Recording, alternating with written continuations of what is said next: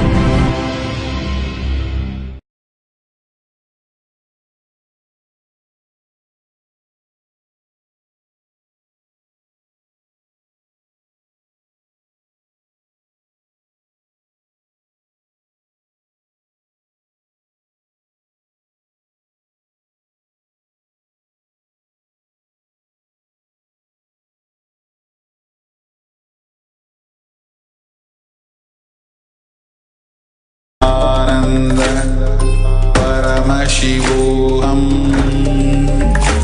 ॐ नित्यानन्द परमशिवोऽहम् ॐ नित्यानन्द परमशिवोऽहम् ॐ नित्यानन्द परमशिवोऽहम् ॐ नित्यानन्द परमशिवोऽहम् ॐ नित्यानन्द परमशिवोऽहम् ॐ नित्यानन्द परमशिवोऽहम् ॐ नित्यानन्द परमशिवोऽहम् ॐ नित्यानन्द परमशिवोऽहम् ॐ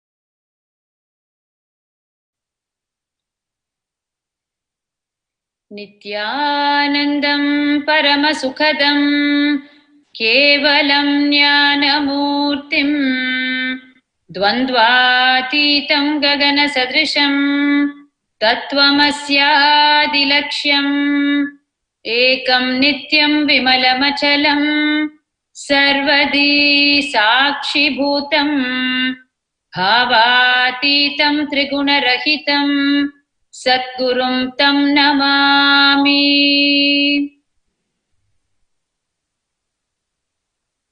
பரமசிவ பரம்பொருளின் பிரதிநிதியான என்னுடைய சத்குருநாதர் பகவான் ஸ்ரீ நித்யானந்த பரமசிவம் திருவடிகளை வணங்கி துவங்குகின்றோம். நித்யானந்தம் இன்றைய இனிய மாலை பொழுதில் உலகம் முழுவதிலும் இருந்து கூடியிருக்கும் பக்தர்களையும் அன்பர்களையும் இன்றைய தரிசனத்திற்கும் இன்றைய நித்யானந்த சத்சங்கத்திற்கும் வணங்கி வரவேற்கின்றோம். தினமும் காலையில் 7 மணி அளவில் தொடங்கி நித்யானந்த தரிசனமும் நித்யானந்த சத்சங்கமும் நடைபெறுகிறது ஆங்கிலத்தில். அதே போல் தினமும் மாலை 7 மணி அளவில் தொடங்கி தரிசனமும் இனிய தமிழில் நித்யானந்த சத்சங்கத்தையும் நாம் தொடர்ந்து பார்த்து கொண்டிருக்கின்றோம். பகவான் ஸ்ரீ நித்யானந்த பரமசிவம் சுவாமிஜி அவர்கள் தினமும் தோன்றி இணையதளம் மூலம் இந்த இன்டர்நெட் ஏஜ்ல நமக்கு இந்து தர்மத்திலிருந்து உள்ள சத்திய கருத்தையும் தீட்சையையும் பல நுட்பங்களையும் கொடுத்து படிப்படியா ரொம்ப நம்முடைய சராசரி வாழ்க்கை, அதாவது டே டு டே பிராக்டிக்கல் லைஃப்னு சொல்றோம் இல்லையா, நம்முடைய சராசரி வாழ்க்கைக்கு ரொம்ப நெருக்கமா வந்து நமக்கு ரொம்ப எளிமையா புரியும் வகையில சத்திய கருத்துக்களை எடுத்து சொல்லி வேதங்களிலிருந்தும் ஆகமங்களிலிருந்தும் அந்த கருத்துக்கள் நம்முடைய வாழ்க்கையில நிஜமா மாறி நாம் நம்முடைய வாழ்க்கையில அந்த ஞானத்தை எப்படி பாக்குறது அப்படிங்கிறதுக்கு ஒரு நாளும் பல பல நுட்பங்களையும் சக்தி வாய்ந்த தீட்சைகளையும் கொடுத்து வருகின்றார்கள். அதாவது நாம ரொம்ப அதிர்ஷ்டம் செஞ்சவங்க தான் சொல்லணும். ஏன்னா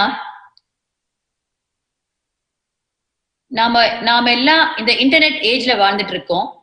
அந்த சமயத்துல அந்த காலகட்டத்துல ஒரு அவதார புருஷர் நம் மத்தியில் இறங்கி இருக்கின்றார் பூலோகத்தில். அதனால இன்னைக்கு இந்த இன்டர்நெட் ஏஜ் டெக்னாலஜி நம்முடைய ஞானத்துக்காக அவ்வளவு உதவுது. அதாவது பல விஷயம் இந்த இன்டர்நெட்னால இன்னைக்கு நடக்குது. ஆனா எல்லா மக்களுக்கும் தேவையான ஒரே விஷயம் அவர்களுடைய ஞானம் மலர வேண்டும். அதுதான் மனித பிறப்பின் இலக்கு.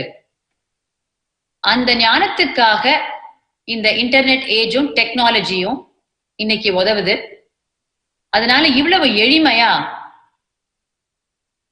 அந்த அவதார புருஷருடைய பிசிக்கல் பிரசன்ஸ் கூட இல்லாம சக்தினி பாதா மூலமாகவே, அதாவது பியாண்ட் டைம் அண்ட் ஸ்பேஸ், அவருடைய இருப்பினாலேயே மற்றும் இணையதளம் இருக்கிறதுனால அவரை நாம் நேரடியாக பார்க்க முடிகின்றது.